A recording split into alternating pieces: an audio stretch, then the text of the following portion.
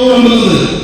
ഒരു ഗസ്റ്റ് വന്നാൽ ഈ മരുമകൾ ഉൾപ്പെടെ ചോറ് വിളമ്പി മാറ്റി മറ്റേമ്മയുടെ ചോറ് മാറ്റി വെച്ചിരുന്ന ആരെങ്കിലും ഒരാൾ വന്നു കഴിഞ്ഞാൽ മറ്റേമ്മ പട്ടിണി കിടന്നുകൊണ്ട് ഈ ചോറ് കൊടുക്കുമായിരുന്നു. നിങ്ങൾക്ക് ചിന്തിക്കാൻ പറ്റുമോ? കാരണം ഉച്ചയ്ക്ക് കഴിച്ചിട്ടില്ല, ആ മറ്റേമ്മ വീണ്ടും പട്ടിണി ഇരിക്കും. അവരുടെ വയറിൽ നിന്ന് എന്റെ മറ്റേമ്മക്ക് ആ വയറില്ല. ഞങ്ങള് പണ്ട് തൊട്ടേ ഒരു ഹോട്ടലുകാരെന്നൊന്നും പറയുന്നത്. എന്റെ നാട്ടിൽ ഒരുപാട് അമ്മമാരുണ്ടായി, ചുറ്റിച്ചുടിഞ്ഞ വയറുള്ള അമ്മമാര്. അവര് പിടിയേരി പിടിച്ചുണ്ടാക്കിയതാണ് നമ്മുടെ ഈ പ്രസ്ഥാനം. ഓർത്തോന്ന് നിങ്ങൾ ഇന്ന് കൊടുക്കുന്ന ഒരുപോലെ സ്വർണ്ണത്തിന് പോലും അതിന്റെ പ്രസക്തിയില്ല.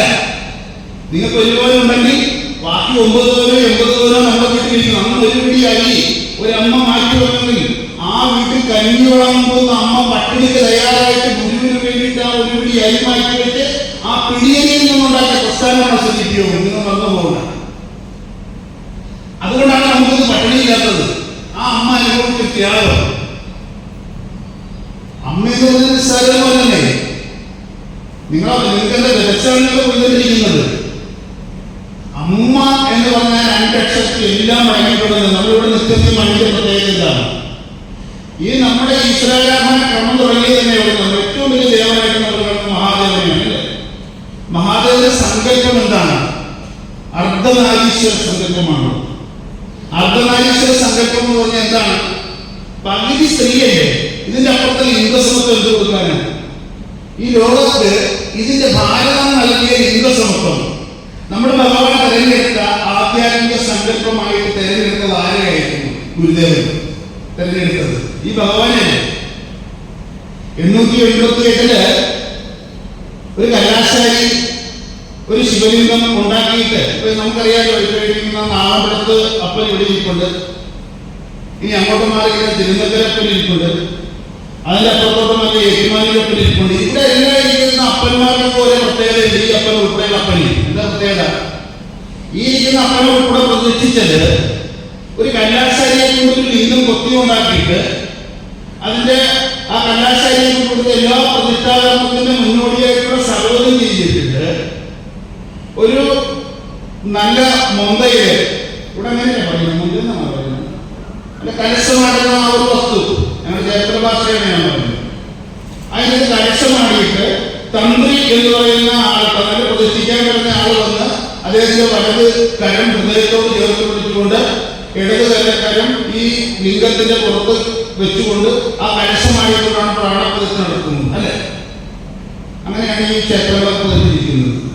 1888 ഭഗവാൻ അരുവിപ്പുറത്ത് നടത്തിയ പ്രതിഷ്ഠയുടെ പ്രത്യേകത എന്താണ്? ഇവിടെ ശിവാലയങ്ങളൊന്നും ഇങ്ങനെയാണോ ചെയ്തത്? ഇവിടെ 108 ശിവാലയം നമ്മുടെ ആദ്യം പറഞ്ഞ ആള് പ്രതിഷ്ഠിക്കുന്ന പറയുന്നത് ഭംഗിയോടെ ഭൂമി തന്നെ ബ്രാഹ്മണർക്ക് നൽകാൻ വന്നിട്ടുള്ള ആള് നമുക്ക് 10 സെന്റ് എന്ന് പറയിപ്പിക്കുന്ന ആളെ പ്രതിഷ്ഠിച്ചാൽ 108 ശിവാലയങ്ങൾ ഇത് ഉൾപ്പെടാം.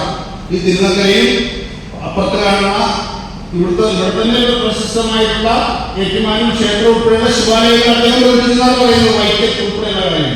പക്ഷേ ഈ ജനസംഖ്യയിൽ ഈ ഹൈന്ദവ വിശ്വാസികളായിട്ടുള്ളവരുടെ ജനസംഖ്യയിൽ 95% പേർക്ക് അത് പ്രാപ്യമല്ലായിരുന്നു.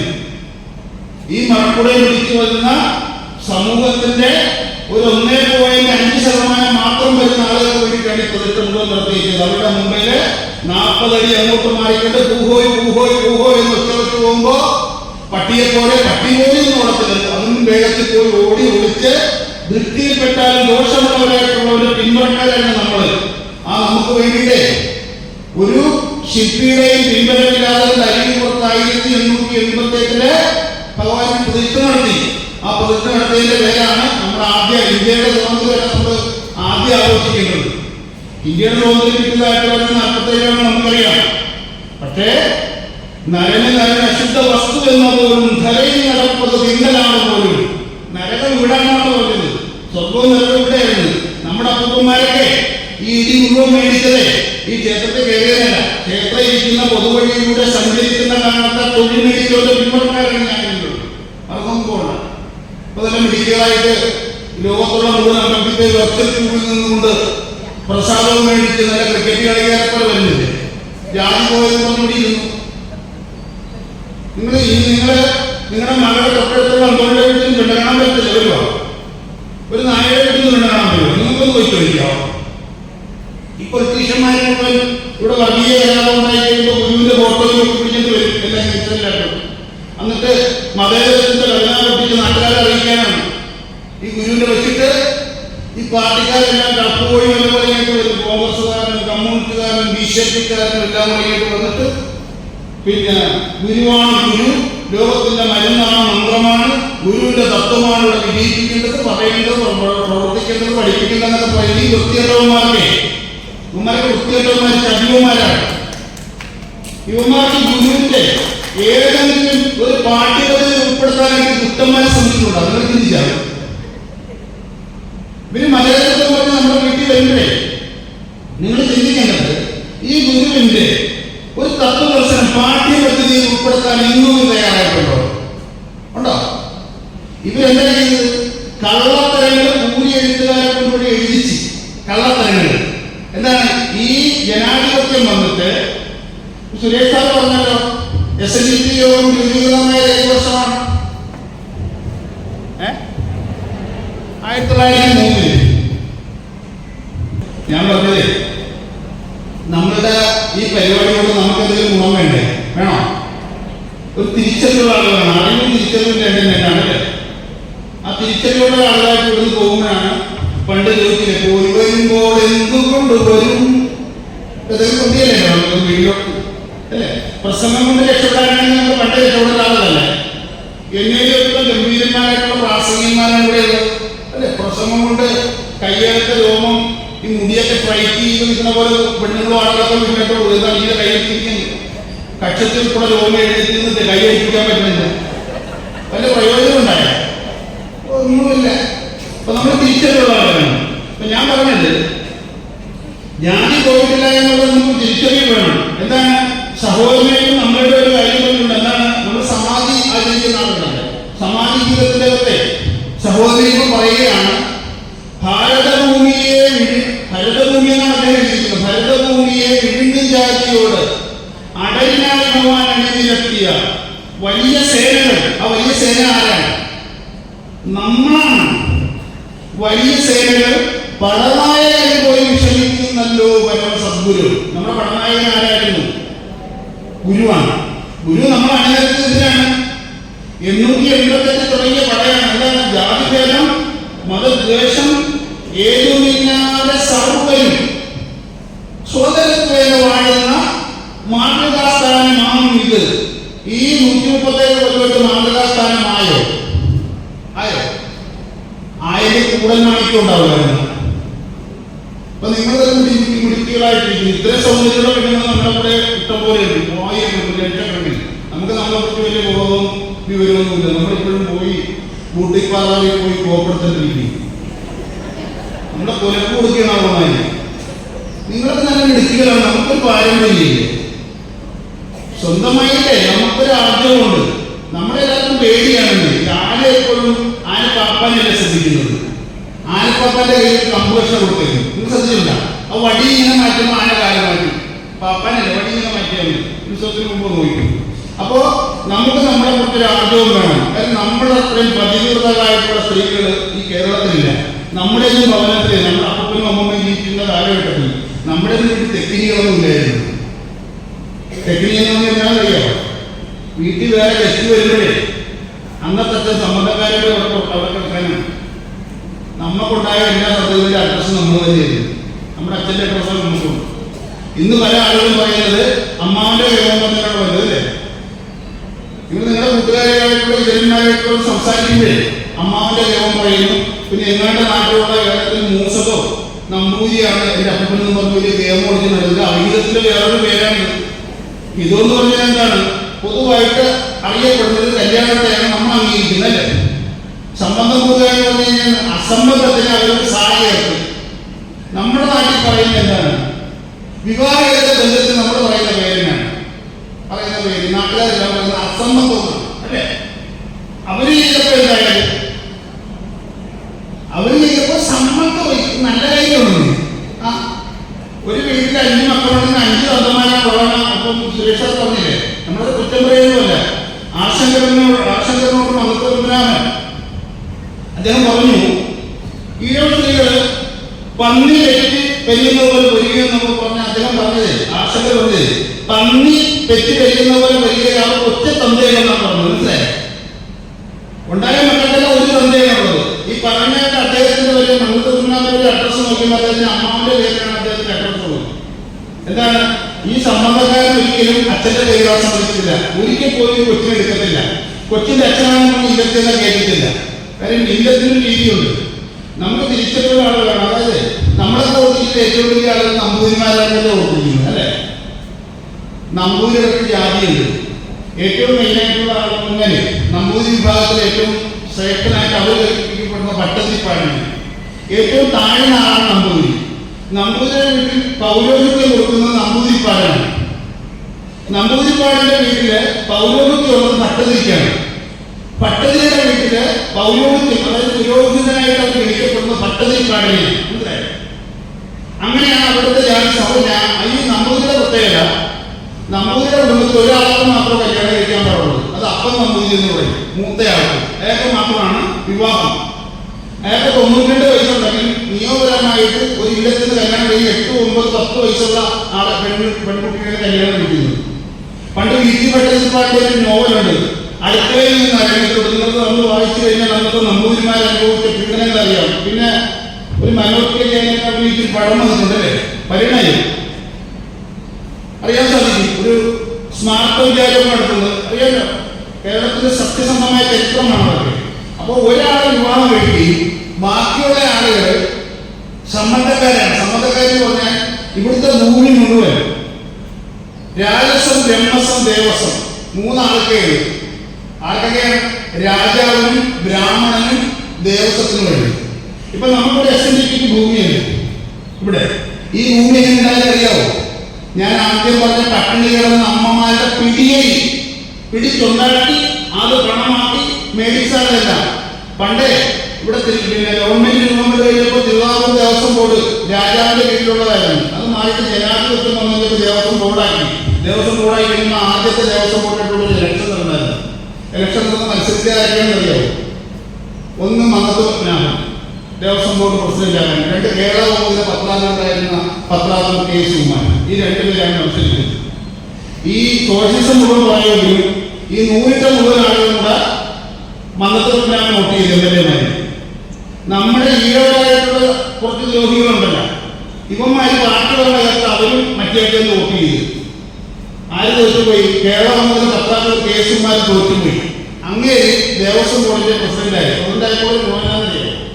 നിങ്ങൾ ആലോചിക്കണം, NSSന്റെ എല്ലാ ആസ്ഥാന മണ്ഡപങ്ങളും കരയോഗങ്ങളും നിലനിൽക്കുന്നത് ഏതെങ്കിലും ദേവസ്വം ബോർഡിന്റെ ക്ഷേത്രത്തിന് അടുത്തായിരിക്കും. നിങ്ങൾ നോക്കും, എല്ലാവരും നോക്കും. കാരണം ഈ ദേവസ്വത്തിന്റെ പേരിൽ 100 കണക്കിന് ഏക്കർ ഭൂമിയാണ് മറ്റു രാജ്യങ്ങൾ വെറുതെ കൊടുത്തത്. ഇതുമായിട്ട് ബന്ധപ്പെട്ട് 1, 2, 3 ഏക്കർ ഭൂമികൾ പുറമ്പോക്കായിട്ട് കിടപ്പുണ്ടായിരുന്നു. ദേവസ്വം ബോർഡ് പ്രസിഡന്റായിട്ട് സമാരാധനായിരുന്ന മന്നത്ത് പത്മനാഭൻ അവരോട് അവരോധിതരായി കഴിഞ്ഞപ്പോൾ ഈ കേരളത്തിലുള്ള മുഴുവൻ ഭാഷായി സംഘ കേരളം രൂപപ്പെടുകയും മുഴുവൻ സ്ഥലത്തുള്ള വില്ലേജ് ഓഫീസർമാർ ഏതെങ്കിലും ഒരു നായർ സമുദായത്തിൽ ജനിച്ച ആളുകളായിരിക്കും. അപൂർവമായിട്ട് ക്രിസ്ത്യൻ സഹോദരന്മാരും ഉണ്ടാകും. എല്ലാ വില്ലേജ് ഓഫീസർമാരും ഒരു 25 കൊല്ലം മുമ്പ് നിങ്ങൾ നോക്കിക്കോ നായന്മാരുണ്ട്. ഈ ദേവസ്വം ബോർഡ് രൂപപ്പെട്ട് കഴിഞ്ഞപ്പോൾ ബഹുമാനായിട്ടുള്ള മതപ്രജ്ഞാനം അവരോട് ചെയ്തത് ബ്രെയിനിൽ കളിച്ചത്. എന്ത് ചെയ്ത്? പുറമ്പോക്ക് കിടക്കുന്ന ഭൂമിയുടെ മുഴുവൻ കണക്കെടുത്തു. അവരെ കൊണ്ട് പുറമ്പോക്ക് കിടക്കുന്ന ഭൂമിയുടെ മുഴുവൻ കണക്കെടുത്തിട്ട് പുറമ്പോക്കായ ഭൂമി മുഴുവൻ ഈ പറഞ്ഞ കരയോഗങ്ങൾക്ക് പതിച്ചെടുത്തു. നമുക്ക് ഈ 10 സെന്റ് ഇടി മാത്രം കിട്ടിയത്. നമ്മുടെ ആളുകൾ മുഴുവൻ കമ്മ്യൂണിസ്റ്റുകാരനാണെങ്കിൽ കരയോഗം വിഴുകിക്ക് നടക്കുകയും മൊത്തം വിഴുകിക്കളയും, ഒട്ടക്കം കൊടുക്കുകയില്ല. അവൻ എല്ലാത്തിനും മതേതരത്വമുള്ളൂ. മനസ്സിലായോ? മറ്റേ മാവോയിസ്റ്റ് പറഞ്ഞെടുത്ത വിപ്ലവം തോക്കിന്റെ തുഴയിലൂടെ അവർ കാണുകയുള്ളൂ. ഇനി ഈഴവനായിട്ടുള്ള ആളുകൾ കോൺഗ്രസ്സുകാരനാണെങ്കിൽ ഇവിടെ പോകാനറിയാം. കണ്ടിട്ടില്ലേ? ഞാൻ ഒരു കോൺഗ്രസ്സുകാരുടെ സമരം ഉണ്ടായിരുന്നത് ഒരു വഴി. അവർ പറയണത് മഹാത്മാഗാന്ധി മറ്റേ ചർക്കടകത്ത് 100 നിൽക്കരുത്. ആ 100 നിൽക്കുമ്പോൾ അതിനകത്തുണ്ടായ പഞ്ഞിക്കെട്ട് കൊണ്ടുപോയി ഇവരുടെ അപ്പനാണെന്ന് പറഞ്ഞ് നടക്കി. പഞ്ഞിക്കെട്ടിന്റെ ടൈമിൽ 100 ഉണ്ടാക്കണം.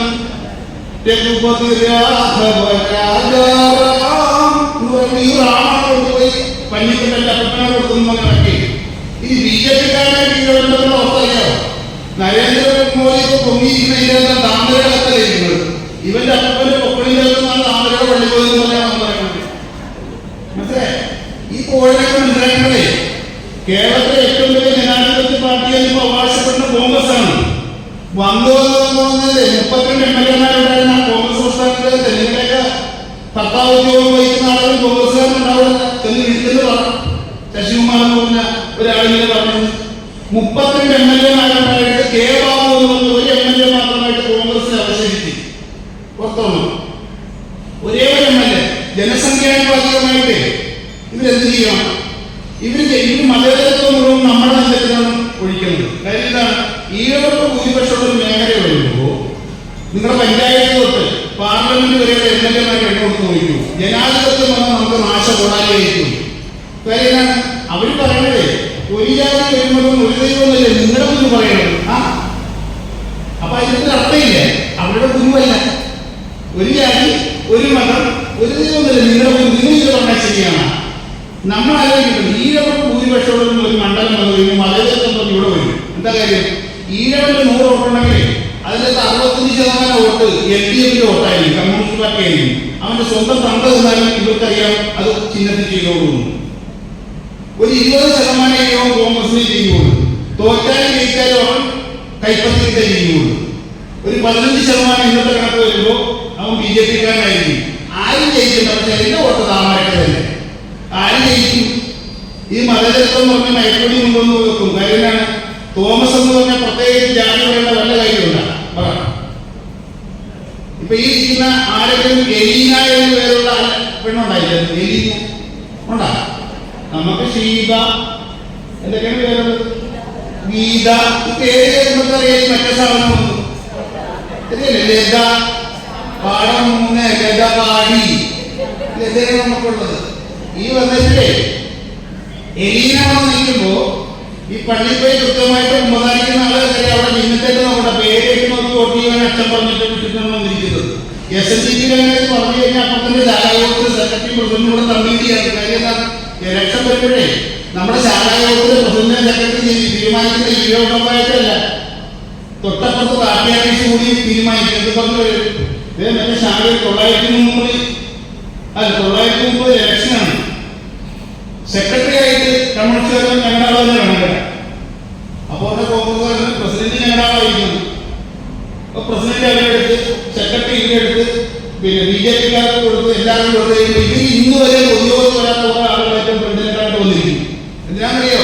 അവര് പാരന്റ് കൊണ്ട് വന്നിരിക്കുകയല്ലേ ഇവർക്ക് കസേര കൊടുത്തിട്ട് പോകാനായിട്ട്. എന്താണെന്നറിയോ? ഇവിടെ നടക്കുന്ന മുഴുവൻ തീരുമാനത്തിന്റെയും റിമോട്ട് അവരുടെ കയ്യിലായിരിക്കണം. നമ്മൾ സ്കൂളിൽ പഠിക്കാണ്ടിരിക്കുമ്പോഴേ നമ്മൾ കുഞ്ഞായിരിക്കുമ്പോൾ ഒരു പിന്ന് പേപ്പറിന്റെ പുറത്ത് വെച്ച് താഴത്തേക്ക് മാഗ്നറ്റ് ഓടിക്കുക. അപ്പൊ നമ്മൾ കുഞ്ഞായിരിക്കുമ്പോൾ പിന്നെ ഓടുന്നത് ഇതിന്റെ താഴത്തൊരു മാഗ്നറ്റിന്റെ പണിയാണ് ചായ നടക്കുന്നത്. അതുകൊണ്ട് നിങ്ങളെ സൂക്ഷിച്ചു വന്നു. മതേതരത്വം പറഞ്ഞ് നമ്മളെ മാത്രമാണ് ചിഹ്നം നോക്കി വോട്ട് ചെയ്യുന്നത്.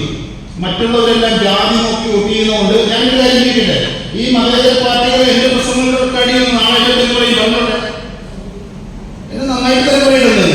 എന്റെ പ്രസംഗങ്ങൾ നിങ്ങൾ കേൾക്കണമല്ല, ഇല്ലെങ്കിൽ ഇട്ടുകൊടുക്കുന്നത് എന്റെ പ്രസംഗം നിങ്ങൾ കേൾക്കണം. എന്നിട്ട് പറഞ്ഞോട്ടെ ഞാൻ പറഞ്ഞ സത്യം ചെയ്യില്ലേ? മതേതരത്വം എന്നുള്ള ഒരു രാജ്യമൊന്നും പറയുന്നു. മതത്തിന്റെ പേരിൽ രാഷ്ട്രീയ പ്രസ്ഥാനങ്ങൾ ഉണ്ടായിട്ട് അവരെ കൂട്ടുപിടിച്ചുകൊണ്ട് ഭരിക്കുന്ന ആരാണ്? മുസ്ലിം ലീഗിന്റെ രാഷ്ട്രീയ ഐക്യം ആരാണെന്ന് നമുക്കൊക്കെ അറിയാം. നിങ്ങളാരും വോട്ട് ചെയ്യുക മുസ്ലിം ലീഗ്. മുസ്ലിങ്ങൾക്ക് ഏറ്റവും ഭൂരിപക്ഷം മലപ്പുറം ജില്ലയിൽ മുസ്ലിം ലീഗിൽ നിന്ന് ഏറ്റവും കൂടുതൽ MLA-മാർ ജാതി പറഞ്ഞ് വോട്ടിംഗ് അധികാരിച്ചവർ അവിടെയാണ് മുസ്ലിം ലീഗ്. ആ മുസ്ലിം ലീഗ് ആരുടെ കൂടെയാണ് ഭരണത്തിൽ പരിപാടിയായിരുന്നത്? ഏറ്റവും വലിയ മതേതരത്വം പറഞ്ഞ കോൺഗ്രസിന്റെ കൂടെ ആണോ? അല്ലെ?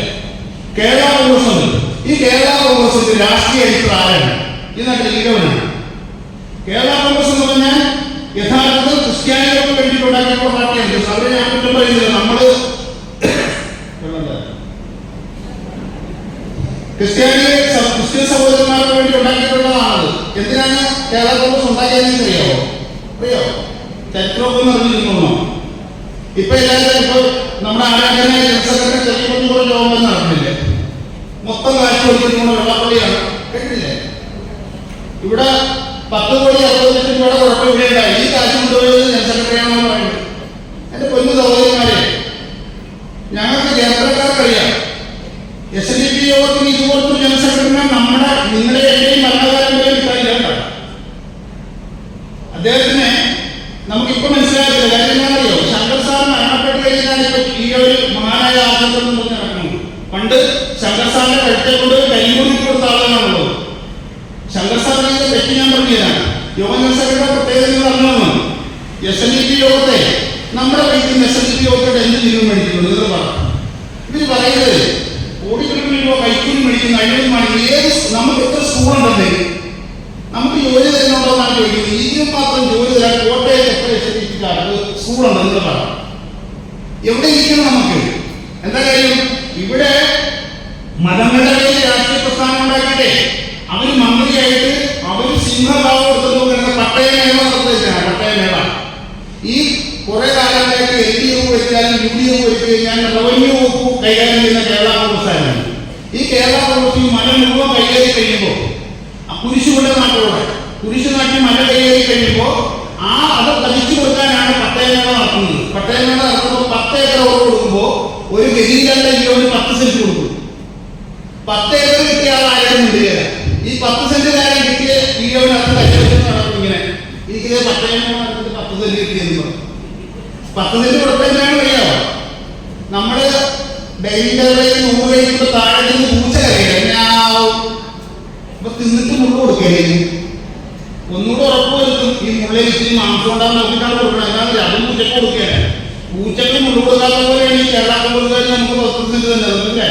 അങ്ങനെ 10 ഏക്കർ ഉറപ്പ് കൊടുക്കുകയും 10 സെന്റ് നമുക്ക് തന്നെ ഒരു തന്ത്രോട് പട്ടയം വേണം. അപ്പൊ ഞാൻ പറഞ്ഞുകൊണ്ട് കേരള കോൺഗ്രസ് ഉണ്ടാക്കാനായിട്ടുള്ളൊരു കാരണം പണ്ട് ഞങ്ങളുടെ നാട്ടിലെ കേരളത്തിലൊരു സംഭവം ഉണ്ടായിരുന്നു. ക്ഷീരമാധവി എന്നൊരു സഹോദരി ഉണ്ടായിരുന്നു. ക്ഷീരമാധവി അത് കേട്ട് കാണും. ക്ഷീരമാധവി ഞങ്ങളുടെ ചേർത്തല താലൂക്കിൽ ചേർത്തല ചേർത്തലയിൽ മാരാരികുളം പ്രദേശത്ത് ചീരക്ക വിറ്റ് കണ്ടെത്തി ചീരക്ക സ്ഥലത്ത് അലച്ചുകൊണ്ട് മാർക്കറ്റിൽ വിറ്റ് ജീവിക്കുന്ന ആളുകളാണ്. PT ചാക്കോ എന്ന കേരള കോൺഗ്രസിന്റെ സ്ഥാപക നേതാവായിട്ടുള്ള PT ചാക്കോ അന്ന് കേരളത്തിന്റെ ആഭ്യന്തര വകുപ്പ് മന്ത്രിയാണ്. അപ്പോൾ അവര് പള്ളിക്കാരെല്ലാം കൂടിയിട്ട് ഒരു തീരുമാനിച്ചു. അവിടെ സിമിത്തേരി ഉണ്ടാക്കാൻ തീരുമാനിച്ചു. സിമിത്തേരി തെരഞ്ഞെടുത്ത സ്ഥലം ക്ഷീരമാധവൻ ക്ഷീരകൃഷി ചെയ്യുന്ന പറമ്പായിരുന്നു. അപ്പോൾ ഓർഡർ ഇട്ട് ആരെയാണ് കൊണ്ട് ഓർഡർ ഇട്ട് ഒരു മാറിയില്ല. PT ചാക്കോ ആഭ്യന്തര വകുപ്പ് മന്ത്രിയാണ്. ആഭ്യന്തര വകുപ്പ് മന്ത്രി പറഞ്ഞ് പോലീസിനെ വെച്ച് അവർ അടിച്ചു നോക്കിയിട്ട് അവിടെ സിമിത്തേരി പണിയാൻ പറഞ്ഞു. അപ്പൊ ഇവര് മാറാനായിട്ട് ഇന്നത്തെ പോലത്തെ ഈ വഴിയെ കൂടെ ഇപ്പോഴത്തെ പുതിയ ലോറിയാണ്. ടോറസ് ഒന്നുമില്ല, സാധാരണ ലോറിയാണുള്ളത്. ലോറി കൊണ്ട് അവിടെ ചെന്നപ്പോൾ ക്ഷീരമാധവരോട് അവരെ മേത്തുറക്കാൻ പറഞ്ഞു. അന്ന് കോൺഗ്രസിന്റെ നേതാവുള്ള പദം മാറ്റിയിട്ട് SNDP ജനറൽ സെക്രട്ടറി എന്നുള്ള പദം മനസ്സിലാക്കിയിട്ട് ഈ ഇരിക്കുന്ന PT ചാക്കോടെ നാട്ടിലും ഏറ്റെടുത്ത് എന്റെ മന്ത്രിസ്ഥാനത്തേക്ക് പുല്ലാണ്. എന്റെ സമുദായത്തിന് നേരെ വരുന്ന ഒരു കാര്യവും ഞാൻ സമ്മതിക്കുന്നത്. ആഭ്യന്തര വകുപ്പ് ഏറ്റെടുത്തുകൊണ്ട് ആഭ്യന്തര വകുപ്പ് മന്ത്രിയായിട്ട് PT ചാക്കോയെ മാറ്റിയിട്ട് ക്ഷീരമാധവരുടെ പ്രശ്നം അവിടെ പരിഹരിച്ചിട്ട് സിമിത്തേരി വേണ്ടെന്ന് പറഞ്ഞു. ആ ഒറ്റ കാരണം കൊണ്ട് ഈ നാട്ടിലുള്ള ക്രിസ്ത്യൻ സഹോദരന്മാര് ഈ നാട്ടിലുള്ള മണ്ണത്തനാമം ഉൾപ്പെടെ ആളുകളുമായിട്ട് നായർ സഹോദരന്മാരുമായിട്ട് കൂട്ടുകൂടിക്കൊണ്ട് അന്ന് അവർ കേരള കോൺഗ്രസ് രൂപീകരിച്ചു. കേരള കോൺഗ്രസ് രൂപീകരിച്ചവർക്ക് തീരുമാനമെടുത്താൽ ഇനി കേരളത്തില് ഏറ്റവും വലിയ മതേതര പാർട്ടി എന്ന് അവകാശപ്പെടുന്ന കോൺഗ്രസിലൂടെ ഒരു ഇന്ത്യയുടെ മുഖ്യമന്ത്രി ആകാനുള്ള തീരുമാനമെടുത്തായിരുന്നു. ശേഷം ഇന്നുവരെ കോൺഗ്രസ് അവർ മുഖ്യമന്ത്രി ആക്കിയിട്ടില്ല. അത് ഓർത്തിരുന്നു. ശങ്കരെ നെഞ്ചുപൊട്ടി മരിച്ചതൊന്നുമല്ല. എനിക്ക് പറയാൻ പാടില്ല, ഞാൻ പറയും. ശങ്കർ സാർ ഉണ്ടാക്കിയതാണ് ഈ മുഴുവൻ കോളേജും. ശ്രീനാരായണ കോളേജ് ഇവരാരും തന്നതല്ല. ഇപ്പോഴത്തെ മുഴുവൻ രാഷ്ട്രീയ കക്ഷികളുടെയും രാഷ്ട്രീയ ആവാസ കേന്ദ്രങ്ങളായിട്ട് അതപ്പതിച്ചുകൊണ്ടിരിക്കുന്ന SM കോളേജിൽ നിന്നുള്ള സംശയങ്ങളെ ഈഴവ ഓടിക്കാനല്ല, ഈഴവരായി പിന്നോക്കക്കാരായിട്ട് വൃത്തിയിൽപ്പെട്ടാലും ദോഷമുള്ളവരായിട്ടുള്ള മുഴുവൻ ആളുകൾക്ക് വേണ്ടി പഠിക്കാനായിട്ട് ശ്രീനാരായണ ഗുരുദേവന്റെ പേരിലുണ്ടാക്കിയ SM കോളേജ്, ആ SM കോളേജ് ഉണ്ടാക്കുന്ന ആശങ്കരാണ്. ആ ശങ്കർ സാർ ആ കോളേജിൽ കാര്യം ഇത്തരത്തിൽ പറഞ്ഞ് സ്റ്റേ ഓർഡർ മേടിച്ചുകൊണ്ടുവന്ന ഈഴവനായിട്ട് പിന്തുണക്കാരാണ് ഇന്ന് വെള്ളാപ്പള്ളിയുടെ അവർക്കെതിരായിട്ട് ഹൈക്കോടതി പോകണമെന്ന് ആലോചിക്കുന്നു. ആ ഹൈക്കോടതിയിൽ നിന്ന് ഓർഡർ വന്ന് ശങ്കർ സാറ് ശ്രീനാരായണ ട്രസ്റ്റിന്റെ കീഴിലുള്ള ഒരു കോളേജിൽ കാര്യം വെക്കുന്നതെന്നുള്ള ഓർഡർ ഹൈക്കോടതിയിൽ വന്നതിന്റെ ദിവസമാണ് ഹൃദയം പൊട്ടി അദ്ദേഹം മരിച്ചു പോകുന്നത്. അത്ര നന്ദിയൊക്കെ രോഗന്മാരാണ്. കൈക്ക് മുറിക്കാനുള്ള തുണ്ണത്തിനറിയുന്ന ഈഴവരാണ്. ഇതറിയാവുന്നതാണ് ഗുരു പറഞ്ഞത്. ഒരുവൻ ചെയ്ത നല്ല കാര്യം മറക്കരുത്. ഇന്നത്തെ അപ്പൊ ഞാൻ പറഞ്ഞു മുതലോട്ട് പോവാം. അങ്ങനെയാണ് കേരള കോൺഗ്രസ് ഉണ്ടായതെന്ന് മനസ്സിലാക്കണം. 2, കേരള കോൺഗ്രസ് ഉണ്ടാക്കി കഴിഞ്ഞ ക്രിസ്ത്യൻ സഹോദരന്മാർ അവർക്ക് ഭൂരിപക്ഷമുള്ള മേഖലയിൽ കേരള കോൺഗ്രസിന്റെ ജയിച്ച MLA വരും. മുസ്ലിങ്ങൾ സംഘടിതരായിട്ടുള്ളത് മലപ്പുറത്തുനിന്ന് മുസ്ലിമിന്റെ പേര് പറഞ്ഞ് മുസ്ലിം ലീഗ് ഉണ്ടാക്കേണ്ട ജയിക്കുന്നതിന് വരും. മതേതരത്വം പറഞ്ഞു നടക്കുന്ന LDFും UDFും ജാതികളും സീറ്റ് വാങ്ങും. അങ്ങനെ ഈ കടലിനും ചെലുത്താനും ഇടയിലായിട്ട് മാറി തിങ്ങി കിടക്കുന്ന ഈഴവന് എത്ര MLA-മാരുണ്ട് ചിന്തിച്ചായിരുന്നു. പണ്ട് നമുക്ക് ഏക ആശ്രയം ഇടതുപക്ഷമായിരുന്നു. വന്ന് ഇടതുപക്ഷത്തിന് നമ്മൾ വേണ്ടാതെയായി. മനസ്സിലായോ? അപ്പൊ നിങ്ങൾ ചിന്തിക്കേണ്ടത് ഈ മതേതരത്വത്തിന്റെ മയക്കോടിയേറ്റ് മയങ്ങിക്കൊണ്ടിരിക്കല്ലോ. പഞ്ചായത്ത് ഇലക്ഷൻ വരുമ്പോഴേ നിങ്ങൾ കൂടിയിട്ട് പറയണം ആരെങ്കിലും സ്ഥാനാർത്ഥിയൊക്കെ ചാടി സ്ഥാനാർത്ഥിയായിക്കോളൂ. കാര്യം ജനാധിപത്യ വ്യവസ്ഥയിൽ പൊതുഖജനാവിൽ സമ്പത്ത് വീതം വെക്കുന്നത് ജനപ്രതിനിധികളിലൂടെയാണ്. നിങ്ങൾ മാറി മതേതരത്വം പറയാൻ പറ്റത്തില്ല. നിങ്ങളുടെ ശാഖാ സെക്രട്ടറിമാരോട് പറയണം ഞങ്ങളുടെ മേഖലയിലെ ഞങ്ങളുടെ ശാഖയുടെ വൃത്തിയിലുള്ള ഈഴവർക്ക് ഭൂരിപക്ഷമുള്ള മേഖലയിൽ ഈഴവരായ ആളുകളെ സ്ഥാനാർത്ഥിയാക്കിയിട്ട് ഞങ്ങള് വോട്ട് ചെയ്യുമെന്ന് നിങ്ങൾ എന്ന് തീരുമാനം എടുക്കുന്നുവോ അന്ന് നമ്മുടെ രക്ഷപ്പെടുള്ളൂ. കാര്യം എന്താണ്?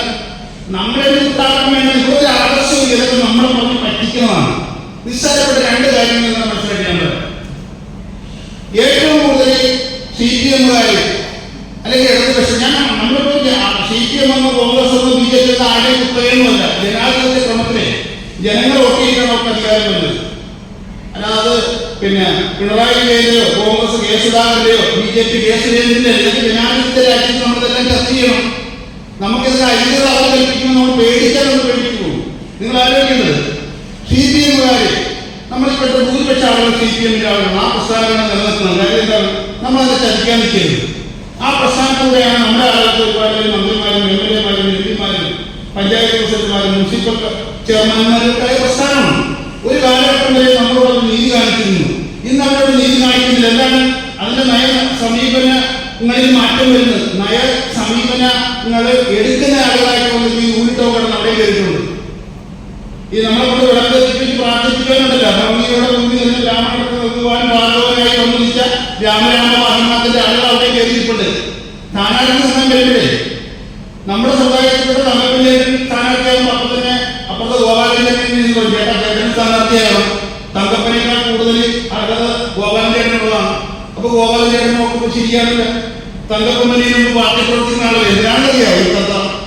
തങ്കപ്പനും ഗോപാലനും കൂടെ സ്ഥാനാർത്ഥി വാദത്തിന് ഇടിക്കുന്നതാണ്. അതിന്റെ കൂടെ ആന്റണിയെ സ്ഥാനാർത്ഥിയാക്കാൻ പറ്റുമോ? ആന്റണിയെ സ്ഥാനാർത്ഥിയാക്കാൻ തങ്കപ്പഞ്ചേരിയും ഗോപാലനും ഇടിപ്പിക്കണമെന്ന് ഈ പാവം തങ്കപ്പഞ്ചേരിയും ഗോപാലനും മനസ്സിലാക്കണ്ടേ? അപ്പൊ തങ്കപ്പഞ്ചേരി ഒരു ആശയല്ലേ? എന്താണ്? എനിക്ക് തന്നേലും കുഴപ്പമില്ല, ഗോപാലിന് കുഴപ്പമില്ല. അപ്പൊ പാർട്ടി മണിയത് പോയാലോ? നിങ്ങൾക്ക് രണ്ടുപേർക്കും താല്പര്യമില്ലേ? ആന്റണി നമുക്ക് പറയാം. ഞങ്ങൾ രണ്ടുപേരും സംബന്ധിച്ച് ആന്റണി ജയിച്ചു കഴിയുമ്പോഴേ രക്തഹാരങ്ങളും തിരിച്ചറിയുമ്പോൾ പള്ളിയിൽ പോയിട്ട് അച്ഛന്റെ മോതിരത്തെ മുത്താനാണ് മനസ്സിലായി. നമ്മുടെ ആളുകാരും വരുമോ? അതുകൊണ്ട് നിങ്ങൾ മനസ്സിലാക്കേണ്ടത് നമുക്ക് ഭൂരിപക്ഷമുള്ള മേഖലകളിൽ നമ്മുടെ ആളുകൾ സ്ഥാനാർത്ഥിയാക്കാൻ നിങ്ങൾ പ്രമേയം നടത്തണം. ആര് സ്ഥാനാർത്ഥിയാക്കണമെന്ന് നമ്മൾ പറയണ്ട. അത് പാർട്ടികൾക്ക് ഇഷ്ടമുള്ളവരാക്കിയിട്ടുണ്ട്. CPM-കാരും കോൺഗ്രസ്സുകാരും CPI-കാരും BJP-കാരും ഇഷ്ടമുള്ള സ്ഥാനാർത്ഥിയായിക്കോട്ടെ. ജനസംഖ്യാനുപാതികമായിട്ട് ഞങ്ങൾക്ക് ഭൂരിപക്ഷമുള്ളത് ഞങ്ങളുടെ ആളുകൾ സ്ഥാനാർത്ഥിയാക്കണം. അപ്പൊ ചോദിക്കും പിന്നെ വോട്ട് നമ്മളെങ്ങനെ ചെയ്യുന്നു? വോട്ട് ചെയ്യണം എങ്ങനെ ചെയ്യണം? ഒരു തന്തക്കും തലക്കും 3 മക്കളുണ്ട്. അവർക്ക് 50 സെന്റ് സ്ഥലമുണ്ട്. 50 സെന്റ് സ്ഥലം നടുവത്തവന് 30 സെന്റ് കൊടുക്കും. മൂത്തവന് വിളവിന് 10 സെന്റ് കൊടുക്കും. അച്ഛൻ വിൽപ്പത്ത് എഴുതി വെച്ച് എഴുതിക്കുന്നു. അച്ഛൻ ചത്ത കഴിഞ്ഞിട്ട് വായിക്കുമ്പോൾ വീട്ടിൽ വലിയ ബഹളം ഉണ്ടാകും. അമ്മയോട് ചോദിക്കും ഈ അവന്മാരുടെ അച്ഛൻ്റെ മകനായിട്ടുള്ള ഞങ്ങൾ രണ്ടുമില്ലേ? എന്നാലും അമ്മ പറയുന്നൊരു കാര്യമുണ്ട്. എടാ അച്ഛന്റെ കഷ്ടപ്പാട് കാലത്ത് അച്ഛൻ ഈ സമ്പത്തൊക്കെ ഉണ്ടാക്കിയിട്ട് നീയും നിന്റെ ചേട്ടനും കൂടെ തെറ്റുണ്ടാക്കി നടക്കുകയായിരുന്നു. അച്ഛന്റെ തോളോട് ചേർന്ന് കഷ്ടപ്പെട്ടിട്ടാണ് അച്ഛൻ 50 സെന്റ് സ്ഥലം മറ്റും ജോലി ചെയ്ത് മേടിച്ചത്. ആ അച്ഛൻ മേടിച്ച സ്ഥലമാണ് അവൻ 30 കൊടുത്തിട്ട് നീയൊക്കെ ചുമ്മാ സൗകര്യം കൊടുത്തതിന് അത് മേടിച്ചാൽ മതി എന്ന് അമ്മ പറയും. ഇതുപോലെ തന്നെ വോട്ട് ചെയ്യാൻ ഇതാണ് നിങ്ങളുടെ മാനദണ്ഡം. എന്താ മാനദണ്ഡം? സമുദായത്തെ സ്നേഹിച്ച് സമുദായത്തിന്റെ കൂടെ നിന്ന് ഗുരു വിശ്വസിക്കുന്നവർ നിങ്ങൾ വോട്ട് ചെയ്താൽ മതി. മനസ്സിലായോ? അവന്റെ രാഷ്ട്രീയം പിന്നെ നിങ്ങൾ നോക്കണ്ട. അതാണ് എനിക്ക് പറയാനുള്ളത്. അതൊന്നും ഇപ്പോ ഞാൻ പറഞ്ഞത് കേരള കോൺഗ്രസ് ഇവിടെ വന്ന് അവര് മന്ത്രിയാകുന്നു, മുസ്ലിം ലീഗിലൂടെ വന്ന് അവർ മന്ത്രിയാകുന്നു. മതേതരത്വം പറഞ്ഞ LDF ആണെങ്കിൽ ആ LDF-ൽ നിന്ന് മതത്തിന്റെ പേര് പറഞ്ഞുകൊണ്ട് മുസ്ലിമിനും ക്രിസ്ത്യാനിക്കും നായറിനും അവരും മന്ത്രിസ്ഥാനം മേടിച്ചിട്ടില്ലേ? നമുക്ക് വേണ്ടി പറയാൻ ആരെങ്കിലും നമുക്ക് വേണ്ടി പറയാൻ ആരുമില്ല. നമ്മളെപ്പോഴും ഈ മതേതരത്തിന്റെ വക്താവായിട്ട് അവിടെ നിർദ്ദേശിച്ചാൽ മതി. അതാണ് അതിനെക്കുറിച്ച് പറയാനുള്ളത്. ഒന്ന്. രണ്ടാമത്തെ കാര്യം പറയുന്നത്, ഇന്നിപ്പോ നമുക്കറിയാം കേരള കോൺഗ്രസിന്റെ ഒരു പോർഷനാണ് ആർ ബാലകൃഷ്ണനുള്ള. നമുക്കൊരു പിന്നോക്ക വികസന കോർപ്പറേഷൻ ഉണ്ട്. ഈ പിന്നോക്ക വികസന കോർപ്പറേഷൻ പിന്നോക്കക്കാരന്റെ ക്ഷേമത്തിനായിട്ടാണ് ഉണ്ടാക്കിയെന്നാണ് പറയുന്നത്. നമുക്കൊരു 10 രൂപയുടെ ആനുകൂല്യം കിട്ടിയ ഒരാളെ വിജയി കൊടുക്കുന്നത് എത്ര പേര്? ഒരാളെ കിട്ടി. ആയിക്കോട്ടെ, സന്തോഷം. ഏറ്റവും നല്ല ആണ് പിന്നോക്ക വികസന കോർപ്പറേഷന്റെ ചെയർമാനായിട്ടിരുന്ന കെ പ്രസാദ്. എന്റെ നാട്ടുകാരനാണ്, നല്ല ഒന്നാന്തരം ഒരു വ്യക്തിയാണ്. പക്ഷെ അതിന് നിയമം ഉണ്ടാക്കി അദ്ദേഹത്തെ കൊടുക്കാൻ പറ്റുള്ളൂ. അദ്ദേഹത്തിന്റെ കൈകളിലേക്ക് കൊടുക്കാൻ പറ്റില്ല. ഒന്നാന്തരം നേതാവാണ്, ഒരു കറപ്ഷൻ ഇല്ലാത്ത ഒരു അഡ്വക്കേറ്റ് കെ പ്രസാദ് എന്ന് പറഞ്ഞ ആളാണ് പിന്നോക്ക വികസന കോർപ്പറേഷന്റെ ചെയർമാൻ. അദ്ദേഹം ഇത് തന്നെ ഉണ്ടായ നിയമം വേണം നമുക്ക് നൽകണമെങ്കിൽ. അതിനുശേഷം ഉണ്ടാക്കിയാണ് മുന്നോക്ക വികസന കോർപ്പറേഷൻ. മുന്നോക്ക വികസന കോർപ്പറേഷൻ NSS കൊടുത്തിരിക്കുന്നു. എന്താണെന്നറിയാമോ? NSSന്റെ ഒരു നായർ സമുദായത്തിൽപ്പെട്ട ഒരു വീട്ടിൽ നിന്ന് ഒരു കരയോഗ സെക്രട്ടറി പറയുന്നത് ഈ പെണ്ണിന്റെ കല്യാണത്തിന് രക്ഷയില്ലാതാണെങ്കില് സർക്കാരിന്റെ ഖജനാവിൽ 30,000 രൂപ കൊടുക്കും. ആ സഹോദരിക്ക് നമ്മളത് കുറ്റം പറയുന്നില്ല. സർക്കാരിന്റെ ഖജനാവിൽ നിന്ന് 30,000 രൂപ മുന്നോക്ക വികസന കോർപ്പറേഷന് കൊടുക്കാൻ പറ്റും.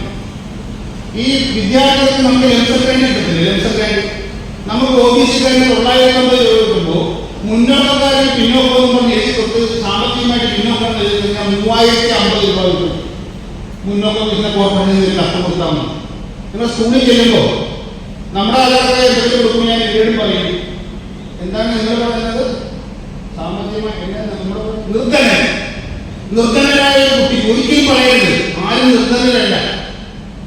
ആരാണ് നിർധനരുള്ള ഈ നാട്ടില്? നിങ്ങളുടെ അവയവം നിങ്ങളുടെ ഇന്റർണൽ ഓർഗനൊന്നും കൊടുത്തു നോക്കിയാൽ നാളെ നിങ്ങൾ പത്രത്തിൽ എൻ്റെ ഒരു കണ്ണു കൊടുക്കാൻ ഞാൻ തയ്യാറാണ് എന്ന് പറഞ്ഞാൽ 50 ലക്ഷം രൂപ ഒന്ന് കണ്ടുപിടിക്കാൻ ആളുണ്ടാവും. നിങ്ങളുടെ കിഡ്നി കൊടുക്കാൻ നിങ്ങൾ നാളെ പത്രത്തിൽ ഇത് എൻ്റെ ഓപ്പോസിറ്റ് എന്റെ കിഡ്നി ഞാൻ ഇതൊന്നും കൊടുക്കാൻ തയ്യാറാകുന്നു, താല്പര്യമുള്ള വിളിക്കാൻ പറഞ്ഞാൽ അപ്പത്തൊട്ടുള്ളിൽ വിളിച്ചു പറയുന്നതാണ് എനിക്ക് 50 ലക്ഷം രൂപയുടെ കടമുണ്ട്, 50 ലക്ഷം രൂപ തരാൻ ഞാൻ തരാം, 50 ലക്ഷം രൂപയും കൊണ്ട് നിങ്ങൾ വെട്ടിമേടിച്ചിട്ട് പോകും. അപ്പൊ പിന്നെ നിങ്ങൾ നിർദ്ധനരാകുന്നത് ഒരിക്കൽ പോലും നമ്മൾ പദം ഉപയോഗിക്കുന്നത് സാമ്പത്തികമായിട്ട് പിന്നോക്കം നിൽക്കുന്നവരെന്ന് ഉപയോഗിക്കാവുള്ളൂ.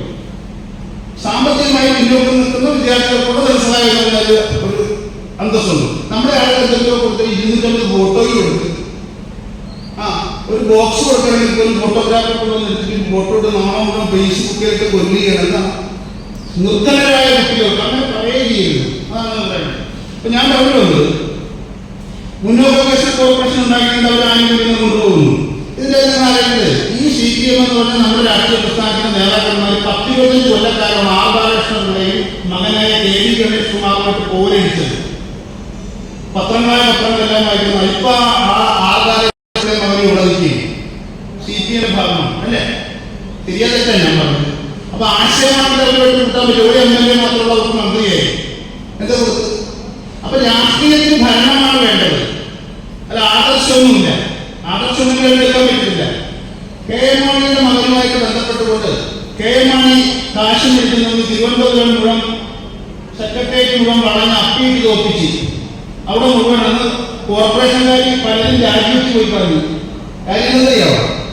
ഈ അപ്പീൽ തീർക്കാൻ സാധിക്കാത്തതുകൊണ്ട് കോർപ്പറേഷന്റെ പണിയെ വേണ്ട, പെൻഷന് വേണ്ടി സംഭവം വേണമെന്ന് നാളെ വിട്ടു പോയി ചായക്കട പണിക്ക് പോയി ചേർന്ന ആളുപോലെ ഉണ്ടാവും. ഇപ്പൊ ഈ മാണിസാധനം ആരോഗ്യം നിൽക്കുന്നത് ഇനി കോൺഗ്രസിന് ഒരാളെ മാറി അപ്പുറത്തന്നെ കമ്മ്യൂണിസ്റ്റുകാർ മെമ്പർഷിപ്പ് കൊടുക്കും, കമ്മ്യൂണിസ്റ്റിന് മാറി അപ്പുറം കോൺഗ്രസിൽ കൊടുക്കും, ഇവർ രണ്ടും കൊടുത്തില്ലെങ്കിൽ BJP കൊടുക്കും. അപ്പൊ ഇവിടുത്തെ ഒരു രാഷ്ട്രീയത്തിനും ഈ മൈക്ക് കിട്ടുമ്പോൾ ആദർശയില്ലാതെ ഒന്നും അത് നോക്കട്ടെ. ഇനി നമ്മുടെ കാര്യത്തിലോട്ട് പറയാം. ജാതി എന്ന് പറഞ്ഞുകൊണ്ട് ഉറക്കം തോന്നുന്നു. ജാതിയൊക്കെ ഉണ്ട്. നിസ്സാരപ്പെട്ട ഉദാഹരണം പറഞ്ഞാൽ രണ്ടും പറയുകയാണെങ്കിൽ പിന്നെയും പറയുകയാണെങ്കിൽ നിവർത്തികളുണ്ട്. നമ്മുടെ ഇവിടുത്തെ ശാന്തിനെ പൂജാരിനെ പുരോഗതി നമ്മുടെ ഇവിടുത്തെ ശാന്തിയല്ലേ? ആണ്. ഈ പണി തന്നെ തിരുനക്കര ചെയ്യുന്നതിന്റെ പൂർവ്വമല്ലോ. തിരുനക്കര കൊണ്ട് പൂരല്ലോ. തിരുനക്കര ഈ പണി ചെയ്യുന്ന ആളുകളെ വിളിക്കുന്നത് എന്താണ്? ഒച്ചപ്പല്ലാതെ കേൾക്കാം. അപ്പൊ ആരെയാണ് ജാതി കൊടുക്കുന്നത്? നിങ്ങളാണ് അവരാണ്. ഏതായാലും നിങ്ങളുണ്ടായിട്ട് ഒരു കാരണവശാലും ഒരു 100 സിനിമയിലൂടെ ഒന്നും കൊള്ളാൻ പോയില്ല. വരുവാ ഇനി അവിടുത്തെ തിരുമേനിനെ നിങ്ങൾ തിരുമേനിയെ വിളിക്കുന്ന മേനിനെ നിങ്ങളുടെ ജാതിയൊക്കെ പഠിക്കുകയില്ല, വേണേ പടിയിലെ നിർത്തിപ്പോയി. അപ്പൊ നിങ്ങൾ ഈ നാളെ പഠിക്കണം എന്തിനാണ്? ഒന്നുകിൽ നിങ്ങൾ ഈ അമ്പലത്തിലെ ശാന്തിനെ നിങ്ങൾ തിരുമേനിയെ വിളിക്കണം, വിളിക്കുക, വിളിക്കാൻ തയ്യാറാണോ? അല്ലെങ്കിൽ നിങ്ങൾ തിരുനക്കര കുടിക്കുന്ന ആളെ ശാന്തി എന്ന് വിളിക്കണം, ഏത് വിളിക്കും? നിങ്ങൾക്കത് ഒച്ചയില്ലേ? ഇപ്പൊ അതിനൊരു സംഭവം ഉണ്ടാകില്ല നിങ്ങളൊക്കെ പറയണം. ഞാൻ ചെയ്യുന്നത് നമ്മുടെ പ്രകൃതി എന്താണ് പറഞ്ഞത്? 880 ഏതുമില്ലാതെ സർവ്വരും സ്വതന്ത്രേന വാഴുന്ന മാതൃകാസ്ഥാനം ഉണ്ടാകണോ വേണ്ടേ? ഉണ്ടാകണം. ഇത് തന്നെ സഹോദരനും പറഞ്ഞില്ല, ഭാരതഭൂമിയെ വിഴിഞ്ഞാടിയോടടലിനായി പോകാൻ അണിനിരത്തിയ വലിയ സേനകളാണ് ഇരിക്കുന്നത്, സേനാനായകന്മാരാണ്. നിങ്ങൾ ഇതിന് കുടപിടിച്ചു നോക്കുകയാണെന്ന് അർത്ഥമില്ല. ഈ അമ്പലത്തിൽ പൂജിക്കുന്ന ആളെ ശാന്തി വിളിക്കുകയും ആ അമ്പലത്തിൽ പൂജിക്കുന്ന ആളെ തിരുമേനിയിൽ വിളിക്കുകയും നിങ്ങൾക്ക് നാണകത വിളിയാണത്. ഒന്നെങ്കിൽ ഒരു സ്കൂളിൽ പഠിപ്പിക്കുന്ന ആൾ അധ്യാപകനാണെങ്കിൽ അടുത്ത സ്കൂളിൽ പഠിപ്പിക്കുന്ന ആളും അധ്യാപകനാകട്ടെ, ആണോ വേണ്ടേ? നിങ്ങളൊക്കെ ഒരു വിപ്ലവത്തിന്റെ വീര വല്ലതാണെന്ന് സ്വയം പൊമച്ചടിച്ചിരിക്കുന്നത്. നമ്മയുടെ കാര്യം പറഞ്ഞില്ല, അപ്പണിയൊന്നും ചെയ്യേണ്ടത്. മാരടത്തിന് കരം ചോദിച്ചു വന്നു കഴിഞ്ഞപ്പോ കരം പിടിക്കാവുന്ന വില്ലേജ് ഓഫീസറായിക്കോട്ടെ അംശാധികാരിയോട് ഒന്ന് വെയിറ്റ് ചെയ്യാൻ പറഞ്ഞു. ഇപ്പൊ വരാൻ അകത്തൊക്കെ പോയിട്ടേ കൊയ്യാൻ പറ്റുന്ന കത്തി എടുത്തു വന്നിട്ട് അന്നത്തെ അവസ്ഥ പ്രായം ഒന്നുമില്ലല്ലോ, ഉണ്ടാ. അപ്പൊ സാറ് പറഞ്ഞില്ലായിരുന്ന ആറാട്ടുപുഴ വേലായുധപ്പണിയുടെ കഥ പറഞ്ഞില്ലേ? നിങ്ങൾ ഇപ്പോഴും കൺഫ്യൂഷനിലാണ്. എന്താണ് കാര്യം? ആറാട്ടുപുഴ വേലായുധപ്പണിയുടെ നാട്ടിലെ ഒരു 10-16 വയസ്സുള്ള ഒരു പെണ്ണ് അവളൊരു തീരുമാനം എടുത്തു, ഈ ഒരു തോട്ടം എടുക്കണം, അത് മുട്ടിന്റെ താഴെ എത്താൻ പാടില്ല, അല്ലെങ്കിൽ വേറെ കിട്ടില്ല. നിങ്ങൾക്കൊന്നും പറഞ്ഞാൽ മനസ്സിലാകത്തില്ല. മുട്ടിന്റെ താഴെ വരാൻ പാടില്ല, അത് നഗ്നതാത്ത അവർക്ക് ആസ്വദിക്കണം, ആ രീതി വേണം വരാനായിട്ട്. ഇവിടെ ഒരു തുണി എടുത്ത് ചെറിയ കഷ്ണം എടുത്ത് ഇങ്ങനെ കെട്ടിക്കൊണ്ട് പോകുന്നതിപ്പോ അവിടെയല്ല, ഇത് കണ്ടാസ്വദിക്കുന്ന ആ നയനമർദ്ദകരെല്ലാ കാലത്തും ഉണ്ടല്ല. ഒരു നയനമർദ്ദകം കണ്ടിട്ട് അവന് പിടിച്ചില്ല, അവനത് കീറി ചോദ്യപ്പെട്ട് കൊണ്ടുവന്ന് വലിച്ചു കയറ്റി വന്നു. അവിടെ താഴേക്ക് പോകുന്നത് ആറാട്ടുപുഴ വേലായുധപ്പണിക്കരുത്. അങ്ങനെ കുതിരസവാരിക്കാനാണ് മുളക് അന്നത്തെ ഭാഷ നമ്മുടെ ഭാഷ കേട്ടോ പറയുന്നത്. അവ ചോദിച്ചാൽ പറഞ്ഞ ഇന്നതാണല്ലോ. എന്നാൽ നമ്മുടെ ഈ ആറാട്ടുപുഴ പട്ടണത്തിലുള്ള 100 പെണ്ണുങ്ങളെ കൊണ്ട് ഞാൻ ബ്ലൗസ് ജമ്പർ എന്നാണ് പറയുന്നത്. ജമ്പർ ബ്ലൗസ് ഒന്നും പേരില്ല, ജമ്പർ. നിങ്ങൾ കട്ട് കാണും, ഇങ്ങനെ ഒറ്റയിൽ കെട്ടി കിട്ടും, ഒരു പെരിയും പോലെ ഇട്ടിട്ട് ചുമ്മാ കെട്ടാനാണ് ജമ്പർ എന്ന് പറയുന്നത്. മറ്റൊരു അത്യാവശ്യം അത് തന്നെ ഭംഗിയുള്ള വസ്ത്രമാണ്. അതിലൊന്നും മോശമായിട്ട് ഇന്നിപ്പോ കാശ് കൊടുത്ത് നമ്മൾ 500 രൂപ കൊടുത്ത് ഏൽപ്പിച്ചെടുക്കണല്ലേ. എന്റെ പൊന്നെ, അത് പറഞ്ഞ എനിക്ക് പോകാൻ പറ്റില്ല, ഞാൻ പറയുന്നില്ല. ഇനി അതിന് നല്ലതായത് അന്നത്തെ ജമ്പർ നല്ലതായത്. മാതാപിതാക്കളായിട്ടുള്ള നമ്മള് പറഞ്ഞു കഴിഞ്ഞാൽ അതൊക്കെ കുറ്റമാണ്. അച്ഛനൊക്കെ വേറെ കൺട്രീസായി പോകുന്നില്ല. ഞങ്ങൾക്കൊരു ബോധമില്ലെന്നാണ് അവർ മൊത്തത്തിലുള്ള എല്ലാ മക്കളും ധരിച്ചിരിക്കുന്നത്. അവിടെ നിൽക്കുന്നത്. അപ്പോ ആറാട്ടുപുഴ പഠനത്തിലൂടെ 100 പെണ്ണുങ്ങളെ ജമ്പർ ധരിപ്പിക്കാനായിട്ട് അദ്ദേഹം തീരുമാനിച്ചു. അദ്ദേഹം ബാലഗ്രാമപുരത്ത് പോയി തുണിയും കൊള്ള കാലമായിട്ട് അവിടെ നിന്ന് 100 പേർക്കുള്ള വസ്ത്രത്തിന് തുണി മേടിച്ചിട്ട് വന്നു. തയ്യക്കാരില്ല, തയ്യൽ മെഷീനില്ല, കൈക്കാണ് നിന്ന് ഉറപ്പമാണ്, കൈക്ക് തിന്നി. അപ്പോൾ ഈ കോമണായിട്ട് ഇതുപോലെ അളവൊന്നും എടുത്തൊന്നും വേണ്ട, കോമണായിട്ട് 100 ബ്ലൗസുമായിട്ട് അദ്ദേഹം 10-500 വീട്ടിൽ കയറി വന്നിട്ട് ഒരു 100 പേരെ കിട്ടുന്നതിന് എല്ലാവർക്കും നാണം ബ്ലൗസ് കൊണ്ട് ചെയ്യുമ്പോൾ പെണ്ണുങ്ങളുടെ അവരുടെ തൊടികൾ എല്ലാം നിൽക്കും. പട്ടാളക്കാരെ കാണുമ്പോ മറ്റേ SI കാണുമ്പോൾ 8 വർഷത്തിൽ ഇങ്ങനെ നിൽക്കരുത്. ആരെങ്കിലും ജസ്റ്റ് വരുമ്പോൾ നെടുങ്ങ ജനാളയില്ല. ബ്ലൗസിന്റെ കാര്യം വരുമ്പോൾ അവർ കൊടുക്കരുത്, നാണിച്ചിട്ട്. അങ്ങനെ എനിക്ക് 10-500 വീട്ടിൽ കയറി ഒരു 100 പേരെ സംഘടിപ്പിച്ച് ഇത് ഒരു വാർത്തയായി. ഇങ്ങനെ ആറാട്ടുപുഴ പട്ടണത്തിലൂടെ 100 ഈഴവ സ്ത്രീകൾ ജമ്പർ തയ്ച്ച് നടക്കാൻ പോകുന്നു. ഇത് കാണാനായിട്ട് 10,000 പേരുന്നു. ഇത് ഒരു വാർത്തയാണ്. ഇവരെ ഇങ്ങനെ പാർട്ടിക്കാർ കൊണ്ടുപോകുന്ന ആറാട്ടുപുഴ വേലായുധപ്പണിക്കര് മുമ്പേ കുതിരപ്പുറത്ത് വാദമായിട്ട് ഈ 100 പെണ്ണുങ്ങൾ ഈ ബ്ലൗസ് ജമ്പർ ഇട്ടുണ്ട് നടന്നു നാണിച്ചൊക്കെയാണ് വരുന്നത്. അവർ നോക്കിയിട്ട് 10,000 പേര് ബ്ലൗസ് ഇടാതെ അപ്പുറം പ്രവർത്തിക്കുന്നു. അവർക്കാണ് കൺഫ്യൂഷൻ, ഇത് ഏതാണ് ശരി? 100 പേര് ബ്ലൗസിട്ട് പോകണമെന്നാണ് ശരി, 10,000 പേര് ബ്ലൗസ് ഇടാതെ നിൽക്കണം ശരി. കുറെ പെണ്ണുങ്ങൾ ഈ പൊട്ടിച്ച് കളഞ്ഞിട്ട് അവരുടെ ബ്ലൗസ് ഇടാതെ പോയിരുന്നു. അതല്ലേ ശരി? 1000 പേര് ബ്ലൗസ് ഇടാതെ നിൽക്കുവാണ് ശരി. 100 പേര് പിന്നെ വന്നപ്പോൾ സമ്മേളനം അവസാനിച്ചപ്പോൾ 60 പേര് 40 പേര് പൊട്ടിച്ചില്ല. വേലായുധപ്പണിയുടെ കാശ് പോയി. ഇപ്പൊ എല്ലാ മാറ്റവും ചുമ്മാതെ ഉണ്ടായതല്ല. മനസ്സിലാകുന്നുണ്ടോ? ഞാൻ പറഞ്ഞു വന്നത് നമ്മുടെ SNDP യോഗം രൂപീകരണമാകുമ്പോൾ ഇവിടെ ജാതി പോയെന്ന് പറഞ്ഞാൽ 2 ഉദാഹരണങ്ങൾ ഇന്ന് തൊട്ട് ഇവിടെ നിന്ന് ഇപ്പത്തൊട്ട് നമ്മൾ ആരും ജില്ലയിൽ വിളിക്കുന്നില്ല. എന്റെ ആവശ്യമില്ല. കാര്യം എന്താണെന്നറിയോ, ഈ മുഴുവൻ ദേവസ്വം കൂടെ ഭരിക്കുന്ന ആരാണ്? VN വാസവനാണ്. VS വാസവന്റെ രാഷ്ട്രീയ എന്തുമാകട്ടെ, അദ്ദേഹം മന്ത്രിയായാലും MLA ആയാലും നേതാവായാലും കമ്മ്യൂണിസ്റ്റ് പാർട്ടി ഓഫ് ഇന്ത്യ മാർക്സിസ്റ്റിലൂടെയാണ്. അത് അദ്ദേഹത്തിന്റെ വഴിയാണ്. നമ്മുടെ കോൺഗ്രസ് കമ്മ്യൂണിസ്റ്റ് BJP നമ്മുടെ കേസിലെന്ത് നമ്മുടെ ആളാണ്. അയാളുടെ രാഷ്ട്രീയ താമരയാണെങ്കിൽ ഈഴവനാണ്. ഈ കോൺഗ്രസിന്റെ സംസ്ഥാന പ്രസിഡന്റായിട്ട് സുധാകരൻ, അയാളും ഈഴവനാണ്. നമ്മൾ അങ്ങനെ കണ്ടാൽ മതി. നമുക്ക് പ്രത്യേക രാഷ്ട്രീയമായിട്ട് ഇന്ത്യയിൽ പോകണം നമുക്കാർക്കും പറയേണ്ട കാര്യമില്ല. പക്ഷേ VN വാസവൻ എന്ന് പറഞ്ഞ ഓണറബിൾ ദേവസ്വം മിനിസ്റ്ററിന്റെ അപ്പൂപ്പനും ഈ വഴിനടക്കാനും തുണിയെടുക്കാനും പെരകെട്ടാനും പേരിടാനും തോന്നില്ലാനും ഒരു കുടുംബത്തിലാണ് VN വാസവൻ അവരുടെ അപ്പൂപ്പൻ ജനിച്ചത്. അവർ അനുഭവിച്ചിട്ടുണ്ട് നമ്മുടെ ത്യാഗങ്ങൾ. അതുകൊണ്ട് VN വാസവൻ അവരാണ് ഇപ്പോഴത്തെ ദേവസ്വത്തിന്റെ മന്ത്രിയായിട്ടിരുന്നത്. ഈ കാലഘട്ടത്തിൽ ഈ നാട്ടില് നമ്മൾ ജില്ലയിൽ നിന്ന് പിടിച്ച് ആവശ്യമില്ലാത്ത ജാതി ഉണ്ടാക്കേണ്ടത്. നിങ്ങൾ തിരുനക്കര അമ്പലത്തിൽ കൊണ്ട് തിരുനക്കര തേവരമാനാണ്, അല്ല അവിടുത്തെ തിരുമേനിയുടെ ബലിമാനാ പോവുകയല്ല. ഈ നാട്ടിലെ നമ്മൾ മനസ്സിലാക്കേണ്ട കാര്യം എന്ന് പറഞ്ഞാൽ കാലത്തിനനുസരിച്ച് കോലം മാറിക്കോളും. പണ്ട് നമുക്ക് വസ്ത്രയിലായിട്ട് വളരെ ലക്ഷണം ചെയ്യും, ഇത്രയല്ലേ?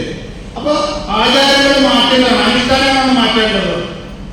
ആചാരം വേറെ അനുഷ്ഠാനം വേറെ. ഞാൻ ചോദിക്കട്ടെ, ഈ ഊരായ്മ പറയുന്ന ആളുകൾ ചിന്തിക്കുന്നത് ഏറ്റവും വലിയ ഊരായ്മക്കാരൻ ആരാണ്? തിരുവിതാംകൂർ മഹാരാജാവ്. അയാൾ മാറിയില്ലേ? മാറിയല്ല. അതിനും വലിയ ഊരായ്മക്കാരനായിട്ട് ക്ഷേത്രത്തിലെ തന്ത്രി പറയുന്നത് ദേവന്റെ പിതാവാണ് തന്ത്രി എന്നാണ് സംബന്ധിച്ച്. താന്ത്രിക സംഖ്യ അനുസരിച്ച് ക്ഷേത്രത്തിന്റെ ദേവന്റെ പിതാവ് തന്ത്രിയാണ്. എങ്കിൽ ആ തന്ത്രി മരിച്ചു കഴിഞ്ഞ ദേവന് മക്കളുടെ അച്ഛനില്ല. ദേവന്റെ പ്രതിഷ്ഠാനമാണ് തന്ത്രി. തന്ത്രസമുച്ചയ സത്യമാണ്, നമ്മളത് ഉണ്ടാക്കിയതല്ലത്. പക്ഷെ ആ തന്ത്രി മരിച്ചു കഴിഞ്ഞാൽ മറ്റൊരു തന്ത്രിനെ അവരോധിക്കാനായിട്ട് അവർക്ക് അധികാരമുണ്ട്. എന്താണ് കാര്യം? അത് നിലനിൽക്കണ്ടേ? അപ്പൊ എല്ലാം ഉണ്ടാക്കിയത് മനുഷ്യന് വേണ്ടിയിട്ടാണ്. അപ്പൊ മനുഷ്യനെ ഉപദ്രവിക്കാനായിട്ട് ഇത് ചെലവാക്കുമ്പോൾ നമ്മൾ തിരിച്ചറിയണം. ഒന്ന്. രണ്ടാമതൊരു കാര്യം ഞാൻ പറഞ്ഞു വന്നത് 882 കാര്യം പറഞ്ഞു വന്നു. ഈ 108 ശിവാലയങ്ങളെക്കാളും പ്രസക്തി ഗുരുദേവന്റെ അരിപ്പുറം പ്രതിഷ്ഠ കൊണ്ടെന്ന് നിങ്ങൾ ധരിക്കേണ്ടത് എന്തിനു വേണ്ടിയിട്ടാണ്? ചിന്തിച്ചിട്ടുണ്ടാവും. നമ്മുടെ ഗുരു ഇവിടെ 108 ശിവാലയങ്ങൾ ഉള്ളപ്പോഴും വീട്ടിൽ വളർത്തുന്ന പശു കയറ് പൊട്ടിച്ച് അമ്പലയിരിക്കുന്ന മണ്ണിൽ പോയി പുല്ല് തിന്നാൻ, ചാണകം ഇടാൻ, മൂത്രം ഒഴിക്കാൻ ഒരു കുഴപ്പമില്ല. ആ പശുവിനെ വളർത്തുന്നത് ഈ ദുഷ്ടന്മാരുടെ ദൃഷ്ടിയിൽപ്പെട്ടാലും ദോഷമുള്ളവരാണെങ്കിൽ ജനിക്കപ്പെട്ടവരുടെ വീട്ടുകാരനാണെങ്കിൽ ആ പശുവിനെ പിടിച്ചു കെട്ടാൻ അർദ്ധരാത്രി 10 15 പശു ഈ പട്ടീനെ പോലെ ആ ക്ഷേത്രത്തിൽ മണ്ണിൽ കാലെടുത്ത് കുത്തിയാൽ ആരെങ്കിലും കണ്ടു കഴിഞ്ഞാൽ പിറ്റേ ദിവസം അവനെ പിടിച്ച് തെങ്ങിയെ കെട്ടിവെച്ച് 41 അടിയിരിക്കുമായിരുന്നു. ഏതെങ്കിലും ഒരു ദേവപ്രസക്തി കണ്ടായിരുന്നു അവനും എന്റെ ഭക്തനാണ്. നിങ്ങൾ എന്തിനാണ് അവരെ ഉപദ്രവിച്ചത്? ഈ ദേവന്മാരാരെങ്കിലും ദേവപ്രസക്തി കണ്ടതായിട്ട് ഇന്ന് ഒരു ചരിത്രമുള്ള സഹോദരിമാരെ? ദേവൻ സർവശക്തനാണെങ്കിൽ അത് കാണണ്ടായിരുന്നു. കണ്ടിട്ടുള്ളത് അവർ മിണ്ടത്തില്ല. അവർ മിണ്ടിക്കഴിഞ്ഞാൽ അവരുടെ സ്ഥാനം പോകും. എങ്ങനെയാണ്? വിദേശത്ത് നിന്ന് കത്ത് വരികയാണ്. ആ കത്ത് നമുക്ക് വായന അറിയാൻ പാടില്ല. ഇംഗ്ലീഷിലോ മലയാളത്തിലോ ഒരു ഭാഷയിലോ വായന അറിയാൻ കത്ത് വരികയാണ്. വായന അറിയാവുന്ന കൂടെ കൊണ്ടു ചേട്ടാ ഇന്ന് വായിക്കുന്നത് എനിക്കൊരു കത്താണ്. ആ കത്തൊക്കെ വായിച്ച് അമ്മക്ക് സുഖം തന്നെ, എനിക്ക് സുഖം തന്നെ. ഞാനിവിടെ ആലപ്പുറത്ത് ആറാടി കഴിക്കുന്ന എല്ലാം പറഞ്ഞിട്ട് പറയും. നമ്മുടെ വടക്കുപുറത്ത് ബാബു ഞാൻ ഗൾഫിലായിട്ട് പോകുന്നതിന് മുമ്പ് എന്നെ 2000 രൂപ കടം വേണ്ടിയിട്ടുണ്ടായിരുന്നു. ആ 2000 രൂപ മേടിച്ചിട്ട് അമ്മ ഈ പ്രാവശ്യത്തെ ഉത്സവത്തിന് കൊടുക്കണം, നമ്മുടെ ഉത്സവാവസരം നടത്തണം. ഇത് ബാബുവാണ് ഈ കത്ത് വായിക്കുന്നത്. ഇത് ആരാണ് വായിക്കുന്നത്? ബാബുവാണ്. ബാബു ഇത് വായിക്കുക. ബാബു വായിക്കുമോ? ബാബു വായിച്ചാൽ എന്ത് ചെയ്യണം? ഈ 2000 രൂപ ബാബു കൊടുക്കണ്ടേ? കൊടുക്കാൻ വേണ്ടേ? ഇതാണ് ഇവിടെ നടന്നിട്ടുള്ള കാര്യങ്ങൾ. ഞാൻ പറഞ്ഞത് ഇവർ ഈശ്വരനെ മുന്നിൽ നിർത്തിയിട്ടാണ് നമ്മുടെ ചർച്ച. ഇതുകൊണ്ടാണ് ഗുരു പറഞ്ഞത് വിദ്യകുല സ്വതന്ത്രമാണ്. കാരണം എന്താണ്? ശംഭുകനെ കൊന്നത് ശ്രീരാമനാണ് അവൻ പറഞ്ഞു. കാര്യം എന്താണ്? ശംഭുകനാണ് ശൂദ്രനാണ്. ശൂദ്രനായ ശംഭുകൻ എന്ന് പറഞ്ഞ ആൾ തപസ് ചെയ്തുകൊണ്ട് ശ്രീരാമചന്ദ്രൻ പറഞ്ഞ മര്യാദ പുരുഷോത്തമനെ കൂട്ടി അദ്ദേഹത്തെ കൊല്ലിച്ചെന്ന് കള്ളക്കഥ ഉണ്ടാക്കി. ഞാൻ പറഞ്ഞതറിയാമോ? ശൂദ്രൻ, വൈശ്യൻ, ക്ഷത്രിയൻ, ബ്രാഹ്മണനായിട്ട് ഉണ്ടാകുന്ന കൃഷ്ണന്റെ ദ്വാപരയുഗത്തിലാണ്. കൃഷ്ണനാണ് 4 വർണ്ണത്തെ കുറിച്ച് പറഞ്ഞത്. ഈ ജാതിയല്ല, സ്വഭാവത്തെയാണ്. ഓർക്കുന്നു. നിങ്ങൾക്ക് 2 മക്കളുണ്ടെങ്കിൽ ശുദ്ധനുണ്ടാകും, അല്ലെങ്കിൽ വൈശ്യനുണ്ടാകും, ക്ഷത്രിയനുണ്ടാകും. ക്ഷത്രിയനായിട്ടുള്ളവരാണ് പാളത്തൊത്തി തലവെച്ചിട്ട് കയറുകൊണ്ട് വെച്ച് വഴി തെറ്റിക്കുന്നത്. പോലീസാണ്, അവൻ അറസ്റ്റ് ചെയ്യും. അതാണ് അവന്റെ സ്വഭാവം. അല്ലാതെ ഈ വൈശ്യ സ്വഭാവമുള്ളവരാണ് നാലുകളിലേക്കും അപ്പോയിന്റാക്കിയിട്ട് കച്ചവടം ചെയ്യും. ചില ആളുകളുടെ പ്രാർത്ഥന ചെയ്യും. ഇതാണ് ബ്രാഹ്മണത്വം. അപ്പോ ശംഭുവിനെ ശുദ്ധനാക്കി ആ ശുദ്ധനായ ശംഭുവിനെ മര്യാദാപുരുഷോത്തമനായ ശ്രീരാമചന്ദ്രനെ കൊണ്ട് കൊന്നുള്ള കള്ളക്കഥ എഴുതിയതല്ലേ ത്രേതായുഗത്താണ് ശ്രീരാമചന്ദ്രൻ ജനിക്കുന്നത്. ത്രേതായുഗം കഴിഞ്ഞിട്ട് 1000 കൊല്ലം കഴിഞ്ഞാണ് ദ്വാപരയുഗം എന്നാണ് പറയുന്നത്. ആ കൊല്ലത്തിലെ കണക്കൊന്നും എനിക്കറിയാൻ പറ്റില്ല. അർജുനത്തെ ചോദ്യം എഴുതിയിട്ടില്ല, പറഞ്ഞു കേട്ടതാണ് പറഞ്ഞത്, അതേ ചോദ്യമൊന്നുമില്ല. അപ്പോ ശ്രീകൃഷ്ണന്റെ കാലത്താണ് 4 വർണ്ണമുള്ളത്. ശുദ്ധനായതുകൊണ്ടാണ് ശംഭുവിനെ കൊണ്ടിച്ചത് കള്ളക്കഥ ഉണ്ടാക്കിയതെന്നാണ്. ശ്രീരാമചന്ദ്രൻ പോലും ഈ പറഞ്ഞ ശുദ്ധനായിട്ടും തപസ്സീത കൊല്ലുമെന്ന് പറഞ്ഞ പിന്നെ തപസ് ചെയ്യുന്നില്ല. അതുകൊണ്ടാണ് ഗുരു പറഞ്ഞത് നമുക്ക് സന്യാസം എന്ന സായിപ്പാണെന്ന് പറഞ്ഞത്. വായിക്കില്ല അറിയാം. എന്താണെന്നറിയാം, ഇവിടെ കണക്ക് വെച്ചാണെങ്കിൽ നമ്മളെ കൊണ്ടിരിക്കല്ലേ, ശരിയല്ലേ? അതുകൊണ്ട് 1888 അരിമപ്പുറത്ത് ദക്ഷിണപ്രമേയത്തിൽ ഗുരുദേവൻ അവിടെ ഒരു കല്ലാശാലയെ കൊണ്ട് ഒരു ക്ഷേത്രം ഉണ്ടാക്കിയിട്ടില്ലായിരുന്നു. ഉണ്ടാക്കിയായിരുന്നു. അന്ന് ശിവലിംഗദാസ സ്വാമി പറയുന്നത് ഭഗവാൻ അന്ന് രാവിലെ തൊട്ട് മോർണിംഗിൽ തൊട്ട് അസ്വസ്ഥനായിട്ട് ഇതുവരെ കാണാത്തൊരു മോഹഭാവത്തോടെ ഇരിക്കുന്നു, ഒന്നും കഴിക്കുന്നില്ല. ദിനചര്യ വരെ മറന്നു പോയിരിക്കുന്നു. ഭഗവാനെ ഓർപ്പിക്കുന്നതായിട്ട് വരുന്നു. എന്ത് ചെയ്യണമെന്ന് അറിയില്ല. അവിടെ ഒരു അമ്പലമില്ല. ആളുകളെല്ലാം ആയിരത്തിന് ആളുകളൊന്നും കൂടിയിട്ടുണ്ട്. അവിടെ ഒരു പരന്ന പാറപ്പുറം ഏതാണ്ട് 11 മണിയായപ്പോൾ ഭഗവാൻ പറയുകയാണ് ഈ പാറപ്പുറത്തിൽ ചുറ്റും നിന്നുകൊണ്ട് നിങ്ങൾ പഞ്ചാക്ഷരി മന്ത്രം ജപിക്കാൻ പറഞ്ഞു. ഓം നമഃ ശിവായ. നാഗമ്പടത്തും ഈ കിടന്ന ഏറ്റുമാനൂരും അല്ലെങ്കിൽ തിരുനക്കരയിലൊക്കെ ഈ ഒരു മന്ത്രാക്ഷരയുണ്ട്. നിങ്ങൾക്ക് ഈ ശിവം പറ്റാൻ ഇടിച്ചങ്ങോട്ട് പോകുന്നതല്ല. ഇവിടെ ഇരിക്കുന്ന പറ്റുന്നില്ല, പുള്ളിക്ക് നൂലില്ല. നൂലിട്ട് പിടിക്കട്ടെ നിങ്ങൾ കൂടും. നമുക്ക് അങ്ങനെയാണ്. നമ്മുടെ വീട്ടിൽ പൂജ പോയിട്ട് സാധാരണ ശാന്തിവായ ഒന്നും നമുക്ക് പറ്റിയില്ല. നമുക്ക് ഏതെങ്കിലും ബ്രാഹ്മണനെ തന്നെ കൊണ്ടുവരും. ബ്രാഹ്മണനുണ്ടെങ്കിൽ അവരെ കൊണ്ടുവന്ന് നമ്മൾ വലിയ ശരിയാവുമെന്നാണ് പറയുന്നത്. അവിടെ ഇരിക്കട്ടെ. അപ്പൊ പഞ്ചായത്തിൽ മന്ത്രം ചെല്ലിക്കൊണ്ടിരിക്കുകയാണ്. ഒരു 12 മണിയായി കഴിഞ്ഞപ്പോൾ, രാത്രി 12 മണിയായി കഴിഞ്ഞപ്പോ ഗുരുദേവൻ പർണശാലയിൽ നിന്ന് എഴുന്നേറ്റ് വന്ന് ഗുരു എന്ത് ചെയ്യാൻ പോകുന്നു ആരും പത്രസമ്മേളനം നടത്തി പറയുന്നില്ല. ഗുരു ഇങ്ങനെ വന്നപ്പോൾ ഭക്തന്മാരും പുറകെ കൂടി ചെന്ന് കഴിഞ്ഞപ്പോ ഗുരുദേവൻ ശങ്കരൻ കുട്ടിയുടെ അടുത്തോട്ട് പോയപ്പോൾ കൂടെയുള്ള ആളുകൾ പറഞ്ഞു ശിവലിംഗദാസ സ്വാമിയോട് ഭഗവാനെ കാല് വെക്കുമ്പോൾ സൂക്ഷിക്കണം, അവിടെ ഭയങ്കര വഴുവഴുപ്പുള്ളതാണ്, പലരും വീണ് മരിച്ചിട്ടുള്ളൊരു സ്ഥലമാണ്, അത് പിടിക്കാനൊന്നും സ്ഥലമൊന്നുമില്ല. അവിടെ നമ്മൾ കരക്ക് കയറുന്നോ ഇറങ്ങണമെന്നും സ്റ്റെപ്പൊന്നുമില്ല. ഇതൊന്നും കേൾക്കാതെ ഈ ഭക്തന്മാരുടെ നിരുത്സാഹത ഒന്നും കേൾക്കാതെ ഭഗവാന്റെ ഇറങ്ങിപ്പോയി. അപ്പൊ കൂടെ നിന്നിച്ച ആളുകൾ പറഞ്ഞ് എല്ലാവരും ഉച്ചത്തിൽ പഞ്ചായത്തിൽ മന്ത്രം മുഴക്കാൻ പറഞ്ഞു. കെട്ടിയിട്ട് കത്തിച്ചതും ചുമ്മാ പണ്ടം കത്തിച്ചുള്ള ആളുകൾ വിളിച്ചിട്ടുണ്ട്. എല്ലാവരും മനുഷ്യമായ ഉച്ചത്തിൽ ജപിക്കുന്നുണ്ട്. ഒരാൾ വെള്ളത്തിലിറങ്ങി പോയി കഴിഞ്ഞാൽ നമുക്കറിയാം വെള്ളത്തിലിറങ്ങുന്ന ഒരു ടൈം അല്ലേ. ആ സമയത്തേക്കും ഭഗവാൻ കാണാതെ വന്നപ്പോ ഈ നമശിവായ ഒക്കെ ജപോപത്തിന്റെ കരച്ചിൽ കൊടുത്ത ശബ്ദത്തിലായി കോട്ടയത്ത് നമശിവായമാരായിട്ട് കരച്ചിലായി. 10-30 മിനിറ്റ് കഴിഞ്ഞപ്പോ ഇന്നത്തെ നിലവിൽ ഉദ്യോഗസ്ഥന്മാരെ പോലെ വലിയ ഗ്ലാസ് ഒക്കെ ഇറങ്ങിയിരിക്കുന്നത് ശിവലിംഗമായിട്ട് ഭഗവാൻ പ്രതിഷ്ഠിക്കണമെന്ന് ശിവലിംഗം പോലെ ഇരിക്കണേ. അത് നേരത്തെ ഒരാളെ കൊണ്ട് ഒത്തിയായിട്ട് വലിച്ചെടുത്തിട്ട് വരാനാണ് പ്രതിഷ്ഠിക്കുന്നത്. 1000 ആണ്ടുകളായിട്ട് നമ്മുടെ അടിമകളെ പോലെ കണ്ടിരുന്ന ആളുകൾ ആ മൂർത്ത ചിന്തകൾ പോലെ തന്നെ ആ ദുഷ്ടത മുഴുവൻ ഒഴുകി പ്രകൃതി തന്നെ പാകപ്പെടുത്തിയെടുത്തൊരു ശിലാഖണ്ഡത്തെയാണ് ഭഗവാനോട് കണ്ടെത്തിയിരിക്കുന്നത്. ഭഗവാനെ വരെയും തടവറയിലാണ് കൃത്യമായിട്ടിരിക്കുന്നത്. മനസ്സിലായോ? ഭഗവാന് ഒരു സ്വാതന്ത്ര്യമില്ല. ആ ഒരു മഹാദേവനെ ആ ലിംഗാകൃതിയിലാണ് നമ്മൾ പൂജിക്കുന്നത്. ആ ശിവലിംഗം എന്ന് തോന്നിക്കുന്ന ഒരാകൃതിയിലുള്ള ഒരു ശിലാഖണ്ഡവുമായിട്ട് ഏതാണ്ട് 12:35 കഴിഞ്ഞപ്പോ ഭഗവാൻ ഒരു സൈഡിൽ പൊങ്ങി വന്നു. നമ്മൾ കൈവിട്ടൊന്നും കേൾക്കാൻ പറ്റത്തില്ല. ഭഗവാൻ തന്നെ ഒരു വിദ്യാഭ്യാസി പോലെ ഈ ശിവലിംഗവുമായിട്ട് കയറി വന്നു. തന്റെ ഹൃദയത്തിൽ വലത് കൈ ഹൃദയത്തോട് ചേർത്ത് വെച്ചിട്ട് വന്നിട്ടേ ആ പരന്ന പാറയോടെ ഇങ്ങനെ നിൽക്കുമ്പോ നമ്മളിപ്പോ ഇവിടെ കാണുന്ന പോലെ ഗുരുദേവൻ മഹാസമാധി പ്രാപിക്കാനുള്ള ചിത്രമാണ് നമ്മുടെ ഉള്ളത്. ഗുരുവിന്റെ ഭംഗി എന്ന് പറഞ്ഞു കഴിഞ്ഞാൽ ഗുരുവിനെ കണ്ട് നേരിട്ട് കണ്ട ആളുകൾ എഴുതി വെച്ചിട്ടുണ്ട് ചന്ദ്രാമുഖം താമരപ്പൂ പോലും തോറ്റുപോകുന്നത്ര ഭംഗിയുള്ള സ്വർണം ഉരുകി ഒഴിക്കുന്ന രക്തവർണ്ണമുള്ള ഭവനാണ് നമ്മള്. ഗുരുദേവൻ മഹാസമാധി പ്രാപിക്കുന്നത് തൊട്ടുമുമ്പുള്ള ചിത്രങ്ങളെ നമുക്കുള്ള നാടിയിൽ പ്രതികരിക്കുന്നത്. മനസ്സിലായി? ഭഗവാൻ നിലവിലുണ്ടാകുന്ന സന്യാസികളെ പോലെയൊന്നുമല്ല. കംപ്ലീറ്റ് ആയിട്ട് ക്ഷൗരമെല്ലാം ചെയ്ത് ഒട്ടേകായിട്ട് വെള്ള വസ്ത്രം മാത്രമേ ഭഗവാൻ ധരിക്കുന്നുള്ളൂ. ഇവിടെ താടി മുടിയൊന്നും നെറ്റിവെടുത്തും ഭഗവാൻ നിർത്തില്ല. ഈ ശരീരം മുഴുവൻ രുദ്രാക്ഷമണിയും ഭസ്മരേഖ ഭഗവാൻ എടുത്ത് നിന്നില്ല. സാധാരണ ഒരാളെയാണ് നടക്കുന്നത്. അത്ര സുന്ദരനായിരുന്നു നമ്മുടെ ഭഗവാൻ.